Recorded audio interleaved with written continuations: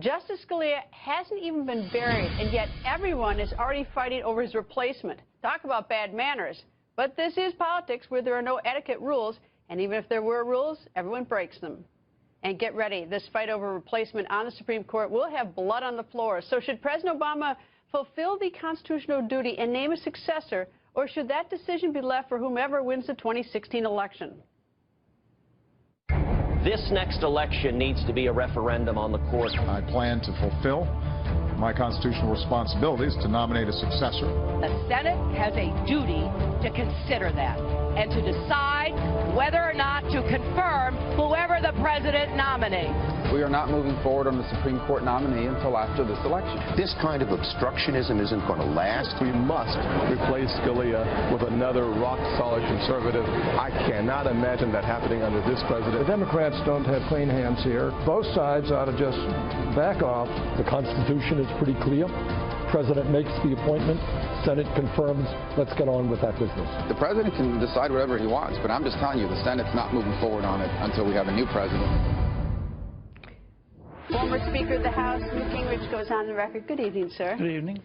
So do you want to jump into this spat? Should the president appoint someone now? Well, look, the language is important. The president does not appoint. The president nominates. The Senate has to approve. The Senate's not going to approve. And ironically, it was Schumer under George W. Bush who said over a year out we should block anybody except in the most extraordinary circumstances. It was Obama who tried to filibuster Alito.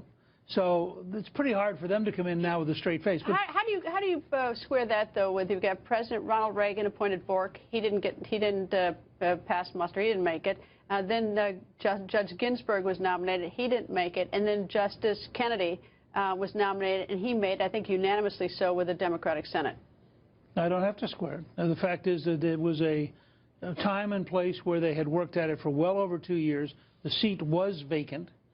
So this idea that the president has every right to nominate anybody he wants to. The Senate has equal right to reject it. Just ignore it. They don't have to reject it. They can ignore it. What kind of candidate do you think could pass? I mean, we're in an awkward position where we're going to have 4-4. I mean, we risk 4-4 decisions right now. We list for 10 months, which given the Supreme Court record, would be probably 3 to 5 decisions. Now, the fact is, the president will never do this. But he could sit down with Mitch McConnell and Mike Lee and people of that caliber and say, okay, Orrin Hatch, who would you accept? He could nominate Orrin Hatch. I suspect the Republican Senate would approve Orrin Hatch in a minute. I bet even Ted Cruz and Marco Rubio would switch if he nominated Orrin Hatch. But he's not going to, as a left-wing radical, he is not going to nominate somebody who's as conservative as Scalia.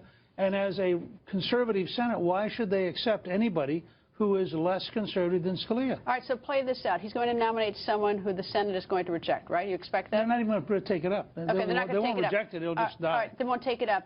So how does this play out on the campaign trail? It guarantees that every person who cares about the Second Amendment turns out to vote. I mean, the number of people who are going to turn out when they begin to realize that this is the swing vote that could take away the right to bear arms, that a radical appointed, and it reminds them that Sanders and Clinton have this enormous potential of nominating a radical, and therefore I think will actually increase the intensity of the turnout. Now, Justice Ginsburg is probably one of the oldest on the Supreme Court. She has denied that she is retiring, but she is getting a little older, and we come to the term at the end of June. It is possible that there are actually 2 vacancies come July 1st.